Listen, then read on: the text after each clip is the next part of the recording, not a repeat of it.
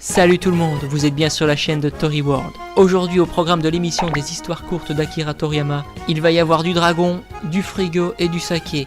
Et le mélange de tout ça nous donne... Ça fait des chocs à pic. Non, pas des chocs à pic, Manmatic. Allez, générique.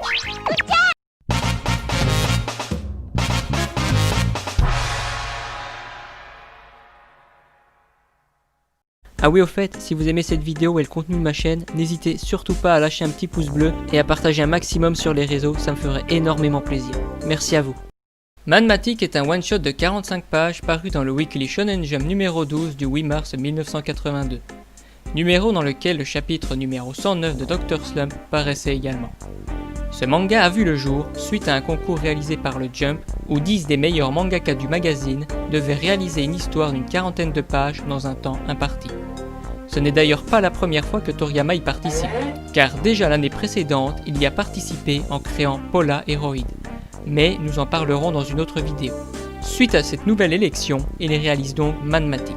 Non sans avoir reçu l'aide de deux de ses assistants, j'ai nommé Tanigami et Usuwashi.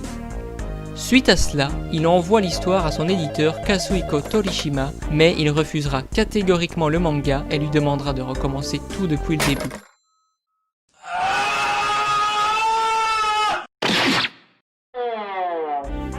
Ainsi soit-il, il recommença avec ses dernières ressources et le temps qui lui restait pour refaire toute l'histoire. Et c'est ainsi que parut Manmatic tel que nous le connaissons aujourd'hui. Chez nous, il est paru chez Glénat dans le premier volume des histoires courtes en 1998. Mais, que peut bien raconter Manmatic ? Eh bien, installe-toi confortablement, je vais te conter son histoire. L'histoire commence il y a bien longtemps, lorsqu'un immense dragon attaquait un village et ses villageois, détruisant tous sur son passage.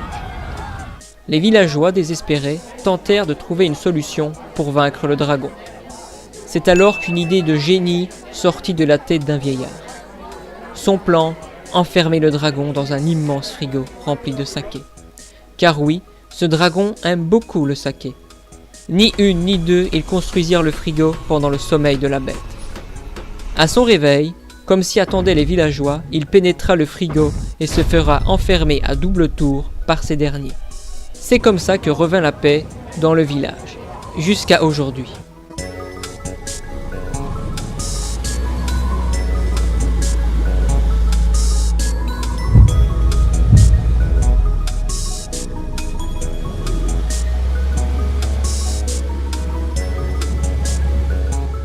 Nous faisons la rencontre d'un jeune homme, qui n'est pas nommé dans l'histoire, et de son chien ailé, nommé Pegasus.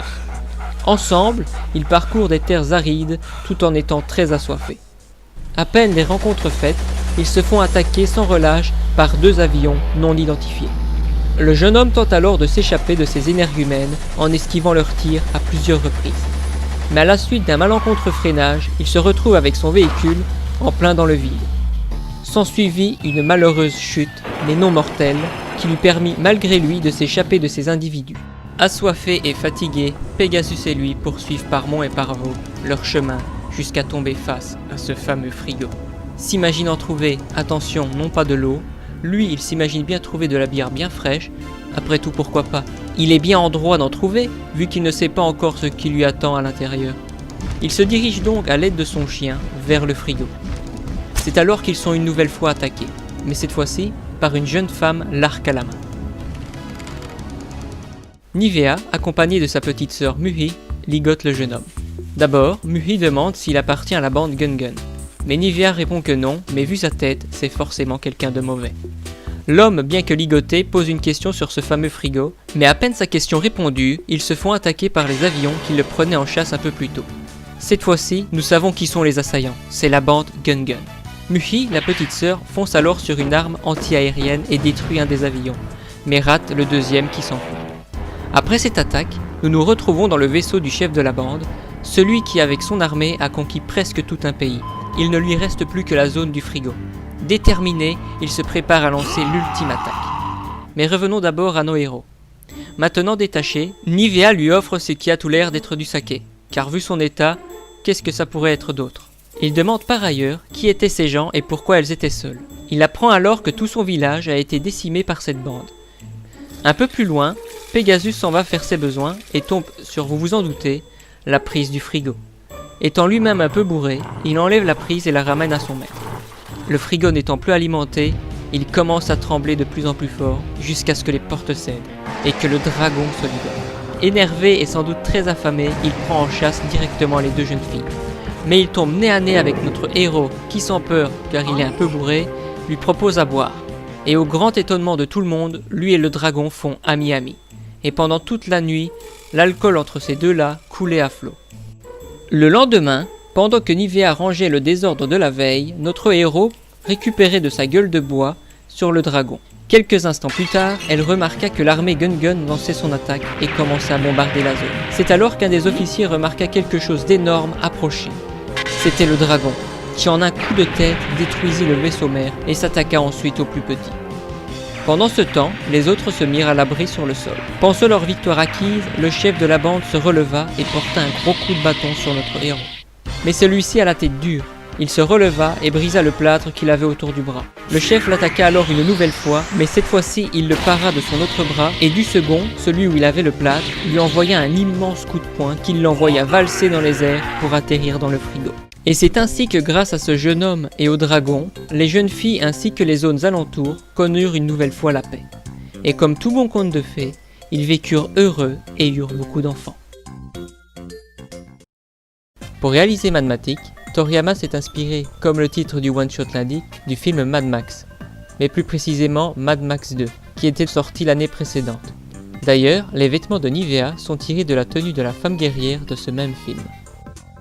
Lors de l'attribution des noms des personnages, comme à son habitude, il s'est inspiré des noms d'objets du quotidien. Le plus flagrant est pour le personnage de Nivea, qui vous vous en doutez, vient de la pommade du même nom. Tandis que pour la petite sœur, Muhi vient du japonais qui désigne également un genre de crème. Et pour le chien Pegasus, cela vient de Pégase, le cheval ailé de la mythologie. Par ailleurs, je me demande si c'est dû au fait qu'il n'avait plus beaucoup de temps, mais dans Mad Matic, il y a un nombre important de doubles pages. Ce qui n'est pas pour me déplaire, car elles sont toutes magnifiques. Pour l'époque, les détails et l'action de ce one-shot sont plus poussés qu'à l'accoutumée, qui je rappelle est 1982, où Toriyama était toujours en plein Dr. Slump. Le seul one-shot ayant plus de détails à l'époque était Escape, sorti quelques mois auparavant. Il a également voulu rendre les véhicules plus réalistes tout en gardant un côté plus cartoon aux personnages. Restons pour terminer sur les véhicules. La voiture du héros est inspirée d'un modèle, attention, je ne suis pas un connaisseur en voiture donc désolé si je me trompe, d'un modèle 4x4 Toyota Hilux. Et quant au vaisseau de l'armée Gun-Gun, il a vu son design plus ou moins être réutilisé pour le film Kosuke-sama Rikimaru-sama Konpei Tonoru, ou en français Kosuke et Rikimaru, le dragon de l'île Konpei. Et voilà, nous avons fait le tour de Mad Matic. J'espère que cette vidéo vous aura plu. Si c'est le cas, n'hésitez pas à vous abonner et à cliquer sur la cloche pour être averti des prochaines vidéos. En tout cas, je vous remercie de m'avoir écouté jusqu'au bout. Je vous dis à bientôt dans une prochaine vidéo. Bye, ciao!